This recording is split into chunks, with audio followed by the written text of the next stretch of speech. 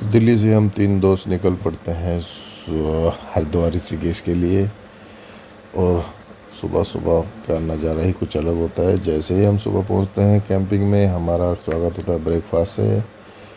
फिर ब्रेकफास्ट क्या, हमारे लिए लंच ब्रेकफास्ट एक साथ ही होता है। और हम ये ब्रंच करके हम निकल पड़ते हैं स्विमिंग पूल के लिए। स्विमिंग पूल में थोड़ा सा एंजॉय करने के बाद, क्योंकि मौसम बहुत गर्म था यार, बहुत गर्मी थी, इसके बाद हम आ जाते हैं अपने कैंप में।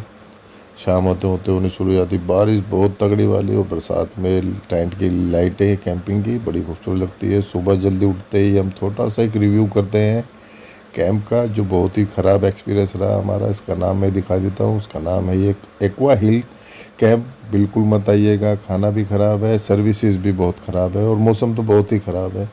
बारिश ने इतना मूड ख़राब कर दिया भाई साहब, इतना उमस थी, लाइट इतनी जाती है, बहुत बुरी हालत थी। हम सुबह 7 बजे यहाँ से निकल जाते हैं। फिर छोटा सा रिव्यू देते हुए, पहाड़ अच्छे थे, नज़ारे अच्छे थे, मौसम ने पर पूरा मूड ख़राब कर दिया। इसलिए हम यहाँ से निकल पड़ते हैं फिर साइड के कैंपिंग के लिए। साइड पे इतना अच्छा व्यू था कि हम रहा नहीं गया, और वहाँ पर गए, और वहाँ से हमने एक छोटा सा एक रिव्यू क्लिप्स बनाई। देखो बहुत ही खूबसूरत था। मौसम अच्छा होता तो बहुत खूबसूरत लगता है रहना। हम गए थे 3 दिन के लिए, और वहाँ पर हमें एक रात काटने वाली भारी होगी। फिर निकल पड़ते हम गाड़ी के अंदर। इस कैंप के बारे में एक रिव्यू, छोटा सा वीडियो रिकॉर्ड करते हुए हम निकल पड़ते हैं हरिद्वार के लिए।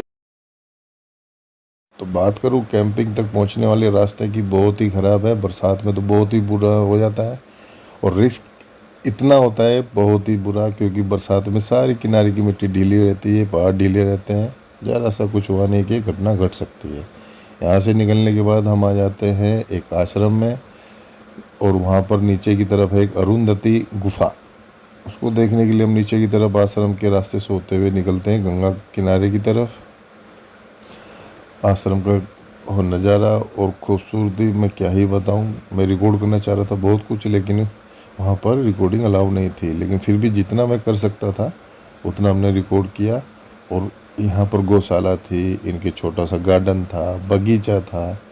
ये कार का व्यू है, यहाँ से कार नीचे तक जाती है, जो आश्रम वाले हैं या इनके जो मेंबर होते हैं।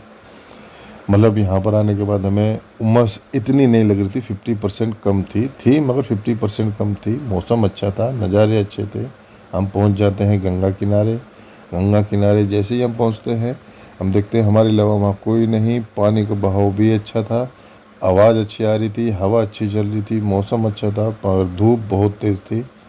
पानी का फ्लो देखो कितने तेज़ है, बहुत हाई फ्लो था। और उसके बाद हम आ जाते हैं अरुंधति गुफा की तरफ, जो कि मैंने पहले बताया हम इसी के लिए आए थे। तो ये है हमारी अरुंधति गुफा। अंदर वीडियोग्राफी यहाँ पर भी अलाउ नहीं थी, लेकिन फिर भी जहाँ तक मैं कर सकता था किया मैंने। मैं थोड़ा सा अंदर तक गया, जहाँ तक जा सकते थे, जहाँ पर जूते उतारने का एंट्री थी। ये है इसकी एंट्री अरुंधति गुफा की। फिर हम आ जाते हैं हरिद्वार गंगा घाट पे स्नान करने। स्नान करने में बहुत ही बढ़िया आनंद आया गंगा जल में, और गंगा का बहाव बहुत तेज़ था, जल बहुत तेज़ था। फिर हमने एक छोटी सी अपने एक कुल देवता की एक छोटी सी पूजा के नाम पर हमने एक दिया गंगा जी में प्रवाहित किया। जैसे कि हमारे साथ में एक दोस्त गए थे, उन्होंने बताया कि वो इस तरह से करना चाहिए। तो मैं ये पहली बार ही कर रहा हूँ शायद।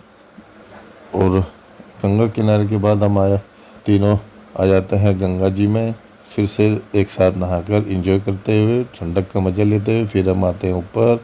पुल के ऊपर से होते हुए हम जा रहे हैं। रास्ते में पड़ा हमें ये मंदिर की लोकेशन बहुत अच्छी थी। मौसम भी बड़ा अच्छा होता, पर बादल छा रहे थे। मंदिर में अच्छी खासी भीड़ थी। फिर हम निकल पड़ते हैं थोड़ा सा पेट पूजा करने के लिए। ये फेमस है यहाँ का कचौड़ी वाला पूरी वाला मोहन जी पूरी वाला। फिर हम अंदर जाके पूरी का आनंद लेते हैं। गर्मा गर्म सब्जी, गर्मा गर्म पूरी लस्सी के साथ, और क्या ही नज़ारे थे। तो पूरे रूट पे हमें सबसे आनंददायक जो चीज़ मिली वो यही थी। और उसके बाद हम निकल आते हैं अपने दिल्ली। तो इसको एंजॉय करने के साथ साथ ये वीडियो यहीं समाप्त होती है। आशा करता हूँ आपको पसंद आई होगी। लाइक कीजिएगा, शेयर